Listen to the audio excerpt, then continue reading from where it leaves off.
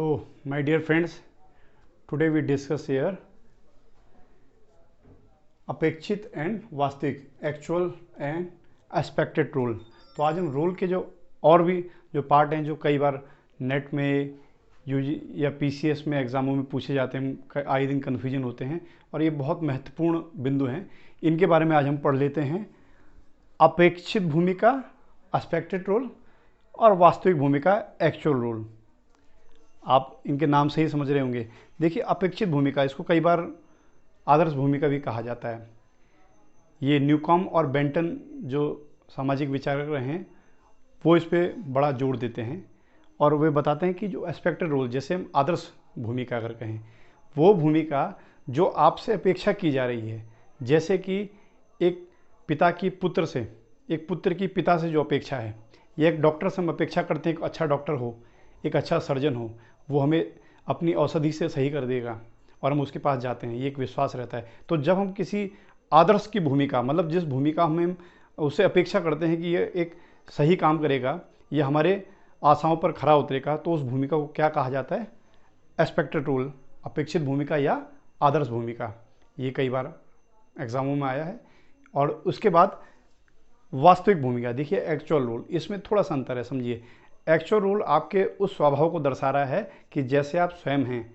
आपसे अपेक्षा तो की गई, आपसे अपेक्षा की गई कि आप राशन की दुकान में खड़े हैं लेकिन आप के आगे 6 लोग हैं तो आप लाइन में रहेंगे।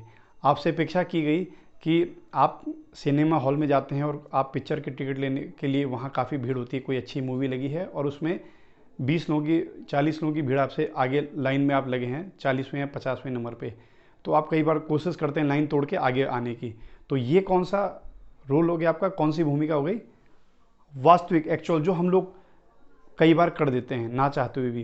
क्यों? क्योंकि हमें उस समय जल्दी होती है। हम चाहते कि ना हमें जल्दी टिकट मिल जाए, हम जल्दी मूवी देख लें, या हमें जल्दी राशन मिल जाए, या ऐसे कई जगह हम फॉर्म भरने जाते हैं, हम सोचते हैं कि जल्दी से भीड़ में धक्का मुक्की करके जल्दी आ जाएं। तो ये हमारी वास्तविक रोल है। लेकिन आदर्श भूमिका, जैसे हम जानते हैं कि हमारा पिता अगर हमारे लिए घर का सही काम कर रहा है, सही मापदंडों में घर की देखभाल से लेकर और अपने बच्चों पर, अपने घर पर वो खर्च कर रहे हैं, तो उससे अपेक्षा की गई है, वो उसका एक आदर्श है। ऐसे एक अच्छे डॉक्टर से अपेक्षा की गई है कि हम अगर उनकी दवाई लेंगे तो हम जल्दी ही स्वास्थ्य लाभ को प्राप्त होंगे। लेकिन वहीं अगर आपसे कोई गलत भूमिका हो गई उस समय, तो हम उसको अपेक्षित भूमिका नहीं कहेंगे। जैसा आप हमेशा एक आदर्श रोल की, आप कई बार कहते हैं कि रोल मॉडल की हम बात करते हैं, तो रोल मॉडल उसी को कहा जाता है कि जो अधिकांशतः अपेक्षाओं में खरा उतरा है। बहुत सामान्य भाषा में, जो अधिकांशतः अपेक्षाओं में खरा उतरा है, हम उसको अपना रोल मॉडल मान लेते हैं। हम एपीजे अब्दुल कलाम को मान लेते हैं, कोई महेंद्र सिंह धोनी को मान सकता है, कोई शाहरुख खान, सलमान खान, अक्षय कुमार को मान सकता है। तो इस प्रकार से आपके अलग अलग रोल हो सकते हैं। कोई टेनिस स्टार सानिया मिर्जा को मान सकता है।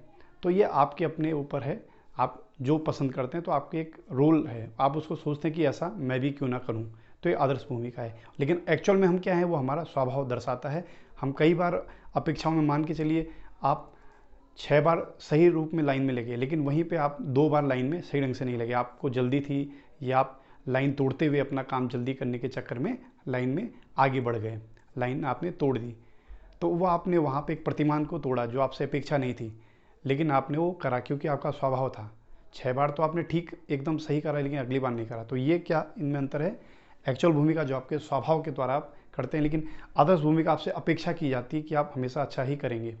जैसे एक पिता अपेक्षा करता है कि मेरा पुत्र अच्छी पढ़ाई करके अच्छी डिवीज़न लाएगा, ऐसे ही एक पुत्र अपने पिता से अपेक्षा करता है कि हमारा सही देखभाल और पालन पोषण करेंगे। तो ये हो गया आपके अपेक्षित भूमिका और वास्तविक भूमिका। अच्छा, और जो आगे नेट पीसीएस में कई बार एग्जामों में आया, आप देख भी सकते हैं, इसको मैं आपको पढ़ाऊंगा आज। ये आर.के. मर्टन का है। आर.के. मर्टन ने स्थिति सेट और भूमिका सेट के बारे में बताया, status set and role set. ये बहुत बार एग्जामों में आता है, आप अगर आप देखेंगे पुराने पेपरों को उठा के। तो अब आप देखिए, स्थिति सेट और भूमिका सेट, रोल सेट को हम समझते हैं। ये एक तरह से आपके जो परिस्थितियाँ हैं, जैसे मैं आपको बताया था, जो आपके पद हैं उनका एक समुच्चय है। ऐसे ही जो आपकी भूमिका हैं उनका भी एक समुच्चय है। अभी इसमें हम कुछ और बिंदु आगे बढ़ेंगे जो नेट के पीसीएस के एग्ज़ामों की दृष्टि से बहुत महत्वपूर्ण है, जो आए दिन एग्ज़ामों में आते रहते हैं। और यहाँ पे कई बार इंटरव्यू में या लिखने में हम कन्फ्यूज़न हो जाते हैं, हमारे ऑप्शनल आते हैं, हम गलत कर देते हैं, तो हम इनको समझेंगे। अब मैं आपको इसको थोड़ा चित्र के माध्यम से आगे समझाता हूँ, स्थिति सेट क्या है और रूल सेट क्या है।